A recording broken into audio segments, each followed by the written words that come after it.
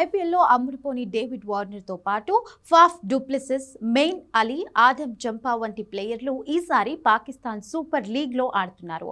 డూప్లెసిస్ని IPL 2025 వేలంలో base prize money 2 కోట్లకు కొనుగోలు చేసింది ఢిల్లీ క్యాపిటల్స్. తన రేంజ్కి ఇది చాలా తక్కువని భావించిన డూప్లెసిస్ ఈసారి ఐపీఎల్ 2026 వేలంలో పేరు రిజిస్టర్ చేయించుకోలేదు.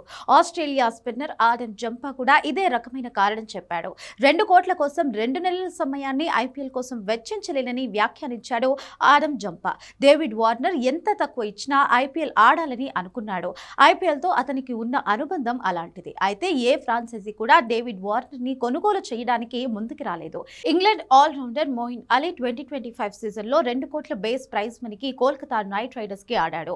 అంతకుముందు సీజన్లో చెన్నై సూపర్ కింగ్స్ టీమ్ కి ఆడిన మోయిన్ అలీ 2026 వేలంలో పేరు రిజిస్టర్ చేయించుకోలేదు. తాజాగా ఐపీఎల్ కాకుండా పిఎస్ఎల్ ఆడడానికి గల కారణాన్ని బయటపెట్టాడు. తనలో క్రికెటర్ ఇంకా మిగిలే ఉందని, గత సీజన్లో ఐపీఎల్ ఆడానని, సగం మ్యాచ్ల్లో మాత్రమే అవకాశం వచ్చిందన్నాడు. అందులో 2 సార్లు మాత్రమే బ్యాటింగ్ చేశానని చెప్పాడు. కెరియర్ చివరిలో బ్యాటింగ్ ఎప్పుడు వస్తుందా, బౌలింగ్ ఎప్పుడు ఇస్తారా అని వెయిట్ చేస్తూ ఉండలేనన్నాడు. ఐపీఎల్తో పోలిస్తే పిఎస్ఎల్లో ప్లేస్ కి గ్యారంటీ ఉందన్నాడు. ఆటను ఎంజాయ్ చేసే టైం ఉంటుంది తనకు. తుది జట్టులో ప్లేస్ దొరుకుతుందా లేదా, బౌలింగ్ వస్తుందా లేదా, బ్యాటింగ్ ఇస్తారా లేదా అనే టెన్షన్లు ఉండవు అంటూ కామెంట్ చేశాడు. ఐపీఎల్ కెరియర్లో 73 మ్యాచ్లు ఆడిన మోయిన్ అలీ 1167 పరుగులు చేశాడు. ఇందులో 6 హాఫ్ సెంచరీలు ఉన్నాయి. బౌలింగ్లో 41 వికెట్లు పడగొట్టాడు.